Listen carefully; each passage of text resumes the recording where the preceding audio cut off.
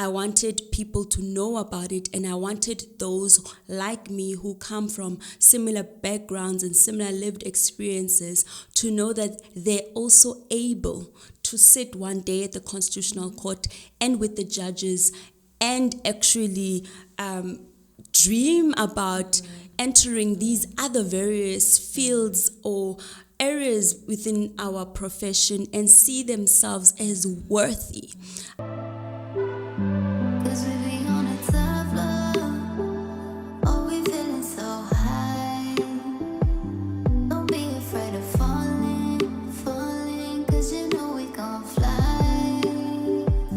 Hello everyone, we are back with Advocate Sinako Lindazwe, and we continue with our conversation, but this time focusing on mentorship as well as becoming an advocate in South Africa. So starting off with mentorship, and Sinako, guys, was recognized as one of top outstanding young persons. And they looked at it from a knowledge, skills, and passion point of view. And we see her birth this mentorship program that she's going to tell us about. And please tell us what Sinako We Can is. So Sinako We Can, as a name, it is a closer name, Sinako, translating to we can, because that's what it directly means. It's a registered NPO, and it is focused on mentorship and career guidance. And what it basically does, it is to affirm and expose legal professionals from similar lived experiences and background as myself, to wide array of social justice careers and fields within our legal profession. So that's what it is basically about. Beautiful, beautiful. Guys, now I won't stop talking about this because I've actually seen the work and it's wonderful. Yeah. And I've actually gone to a YouTube channel to see, and I think one of the highlights was like, okay, you started Sinako We Can. Yeah. Funded it yourself. Yes, I did. But we'll get into that. I'm going ahead of myself. Yeah. Okay. How did Sinako We Can come into being? So I founded Sinako We Can while I was at the Constitutional Court. It was first based on my passion for people. Secondly, because when I was appointed at the Constitutional Court, I did not know what the position entailed. I did not know much about the position, and I wanted it to be visible. I wanted people to know about it, and I wanted those like me who come from similar backgrounds and similar lived experiences to know that they're also able to sit one day at the Constitutional Court and with the judges and actually dream about entering these other various fields or areas within our profession and see themselves as worthy. I come from a very underprivileged background. I come from Colesberg, and like I said in the last video, I actually am always the first in attaining anything in my society. So I'm a young person, the first to have a master's in constitutional law, the first to have been appointed at the Constitutional Court, the first to be a member at the Johannesburg Society of Advocates.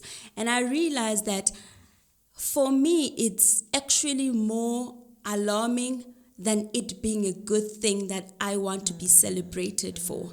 I want more people to be in these positions. I want more young people to dream of being in these positions, know that it is possible, and actually go for it.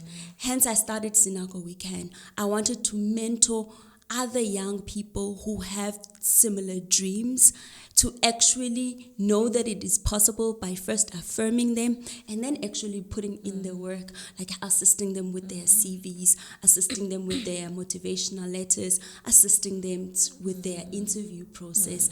And I'm actually very proud to say I actually have gone through that process with a number of mentees, and to have actually seen one of my mentees Sinako. becoming a law clerk at the Constitutional so Court, good. having put in the So work, good. it's the most fulfilling thing good. in my life. So Love that's the dream, that's the goal with Yeah. Sinako We Can. I love it.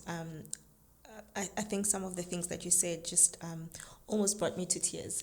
And that's because I'm thinking of how Usara Jakes mentioned something, that you are always somebody's representation. Definitely. So you are thinking that who cares about whether I put in the work or I become an LLM graduate, or and then you realize that you are a representation of so many people, not just in Colesberg, but the entire South Africa. There's somebody who sees you and mirrors themselves and says, actually, one day this is what I aspire to be, and this is how we actually better society. Definitely. We have the notion that we are not impactful because Umang doesn't know me. Impact comes from certain positions, when who you are is actually very impactful. Like, there's people in your streets who see you and they're like, guys, Uste Sinako has done it. How much more for me? How much more for my siblings? You know. You actually just brought shivers, right, to me when you say that, because I have a mentee that after 5 years of her reaching out through social media, and we've been, talking through social media. We've never met for past 5 years. She was in KZN when she actually wanted to attend one of the Sinako Weekend tours, right? But it couldn't happen because she was so far. And we recently met this year. How we met was because she's now a pupil at the bar. Wow, so she reached out and said, 5 years ago, you had this program, you started this program, and I couldn't participate then. But you've always been that visible person of who I can become, that today I'm at this space, I'm realizing my dream because there was someone, a role model that I could look up to, because we don't have so many role models as women. We have not, from where we come from and generally in the society. And what you said brought shivers to me, because I actually told her yesterday that she is so inspiring. She has such an inspiring story that when she's ready, she can tell to the world. But who she is, I know, will also bring life to other people realizing their own dreams. Just like I have done for her, she's going to do for other people as well. And it just comes back to what you just said, us knowing that our lives are not our own. It's something we engaged on just a week ago, that don't forget the purpose. And you said something in your post about we are made for the world and not the world for us. I think it said man does not belong to himself. Yes. And man does not exist for himself. Exactly. And God does not exist for the sake of men. Exactly. And we discussed a bit about this, and how our biggest goal is to become better versions of ourselves, to impact the world, to fulfill our purposes. Yeah, it's not for self-gain. It's not for what we can have, but what we can leave behind. So good, Sinako. Yeah, so definitely. Good. Thank you so much. That was a lot, guys. That was a lot. Okay, so you started Sinako We Can. Did you have any funding? No, I actually did not have funding when I started Sinako We Can.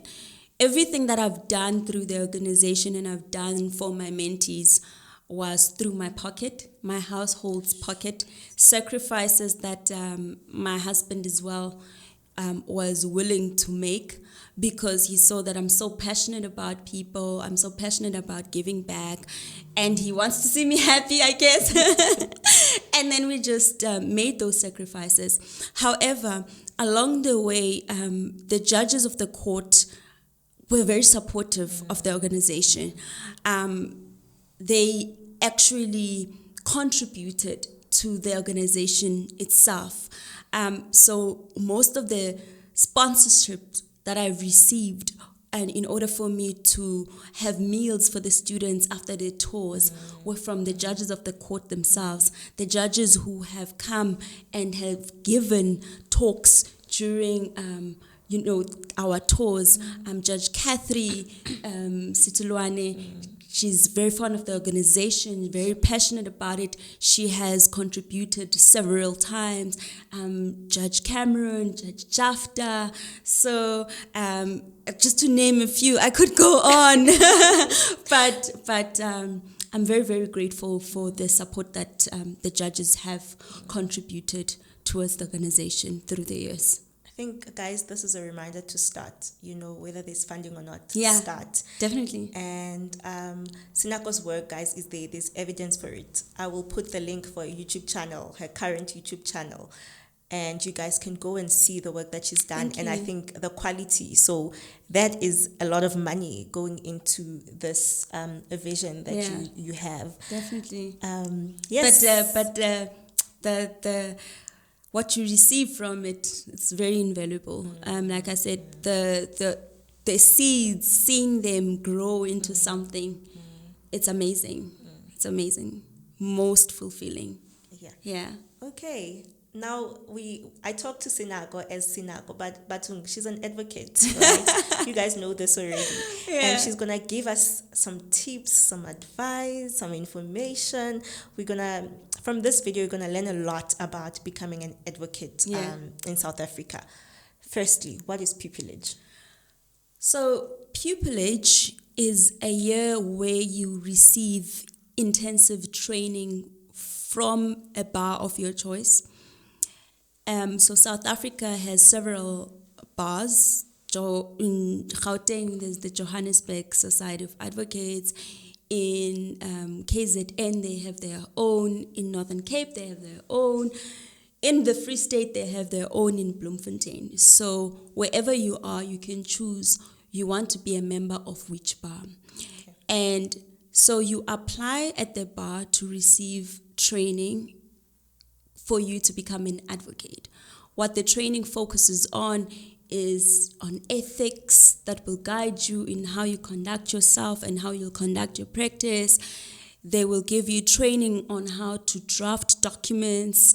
They will give you training on how you conduct yourself in court, specialized training on how you cross-examine witnesses, how you address judges. So it's intensive, right? It's both practical training, and then you have the aspect where you will now be writing exams and tested on the other aspects that you have been acquainted with during your year of pupillage. So basically, it is a year of training, intensive training to becoming a great advocate.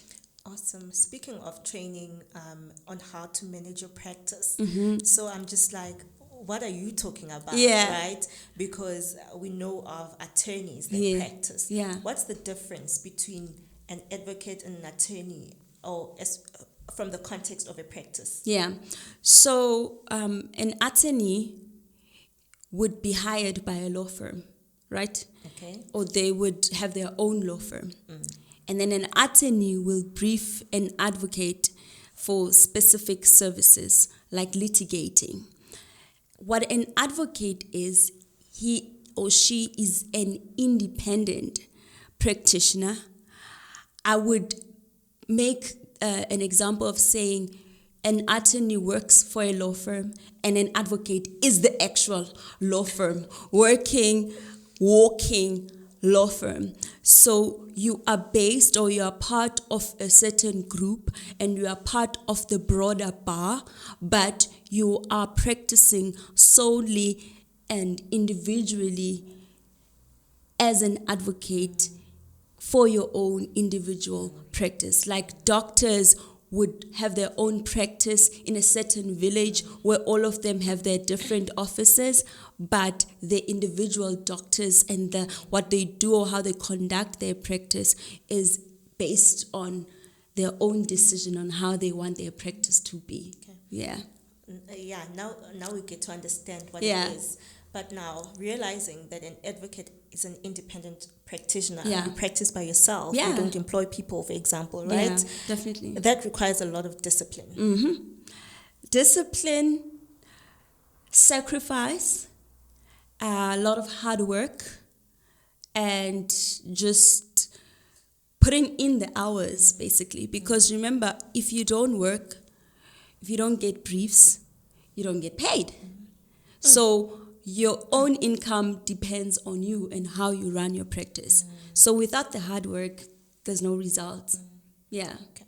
So how were you able to manage your time between exams, training, and you have a family? And so you're in your personal life. How are you able to do that, Sinako? Well, it's a lot of balancing, a lot of juggling, and a lot of lack of sleep. Sure. A lot of lack of sleep because there's just so much to juggle. Like, I have a young family, like you said, and I have to produce quality work at work, and I had exams, and I actually relied on support from my spouse, support from my mother, support generally from friends and family, and just knowing that there's so many people rooting for you, constantly reminding you of little things like that phone call that says, "Love, have you eaten?" Because I get so caught up in work. Sometimes I need the reminder that stop what you're doing, go eat. You're an engine, and if that engine breaks, you can't put in the hours. So that's the little things that contributed a lot to me being able to survive. Those phone calls, checking in, realizing that I'm not present in so many instances, not because I choose to, but there's this vision and goal, and I have to put in the hours, make sure that I successfully complete pupillage, and at the end of the day, it's going to benefit all of us. It's going to benefit me, the society, my family, my friends, and the broader, society, like I said. So it took a lot of sacrifice, a lot of hours, not sleeping, juggling, and support. Yeah. It's doable. It is doable. It's doable. Definitely. If I'm sitting here and I've done it, you can do it too. It's doable. Yeah. Okay, so now I did articles. Yeah. And we have 4 exams, right? How many do you guys have? So we actually have 5 exams. Okay. We have an exam on criminal procedure, civil procedure, motion court, ethics, and then we have the legal writing exam, which is the 8-hour paper. Yeah. Okay, interesting. So now you guys know if you don't do articles, you become a pupil, then you have to write 5 exams. Yeah, definitely. And that's within a year. So it's not like 2 years, what you'd have if you were to do your articles. Yeah, definitely. Another thing that I want clarity on. You spoke of the different bars, right? Yeah. Like KZN has bars and all of that. And then we hear of advocates being in chambers. Yeah. And then I'm just like, what is that? What are chambers? Okay, so you are a member of a bar, right? And then you become a member of a certain group. Okay. You hold chambers in a specific group. So advocates have different groups within a specific bar. So there's several in Johannesburg. You have 621, you have Tulamela, you have Group 1. There's plenty, you can Google them. But you then hold chambers, which means your office is based at a certain group or with a specific group. Okay. Yeah. How do I get into a specific group? Applying. So once you're done with pupillage, you apply, or even during pupillage, some advertise during pupillage that we have space in our group. Okay. So you apply and you become a member at the specific group. Okay. So now you're an advocate and I want to go to the bar, and then how can I approach you to then mentor me or to do my pupillage under you? Not yet. I know you guys are so excited, like, yeah, we want her to be our mentor. Exactly. I know. I can't take pupils yet. People can only take pupils from their 6th year upwards. And you can't go for the senior council as well. They can't take pupils. So once I'm in my 6th year, I can start taking mentees. Oh, awesome. Yeah. I need to, some of us here, Papa, but I want the SC to take me as a pupil. Yeah, no, definitely. No, you can't. Okay, awesome. Before we close off, one more question. Yeah. Is your future aspirations and hopes. So what are those? My greatest aspiration, I think you can tell from the interview, is just to use the platforms that are afforded to me to empower others. And I'm going to start a podcast. It's called In My Lawful Experience with Sinako. And what that is me sharing my experiences in hope that I can educate, I can empower, I can advise, because that is stemmed actually or sparked by how many people reach out to me on a daily basis through my platforms and ask for advice, what it is being an advocate, how can I do this, how can I do that. And I realized that mentorship is an ongoing process, and a lot of people don't have access to me, will of course not have access to me because I don't have time. But if I can have these sessions recorded and this podcast going, it means that anyone, anywhere, anytime, they can go and view it, learn what they want to learn, know what they want to know, and I can just answer everybody's questions for the benefit of the broader society. And also my other greatest aspiration, of course, it is being a great advocate. Okay. And it's constant work in progress, bettering my skills on a daily basis, and ensuring that one day maybe I can make a great senior counsel, and maybe one day retire as a judge. Who knows? The future is bright. Awesome. Thank you so much for joining me. I don't know what else anyone else would want in terms of what we've learned. We covered mentorship. We covered Sinako We Can. I will put the link below and the Instagram handle as well as Sinako's IG handle, so you guys can follow and get to learn about mentorship, about what you can get from Sinako We Can, about becoming better legal practitioners. And then we also got into advocacy, how we can become, about pupillage, about how to get into the bar, and all of that. And we thank Sinako for her wisdom and her time. And yes, guys, please don't forget to comment, like, subscribe, and share. Goodbye.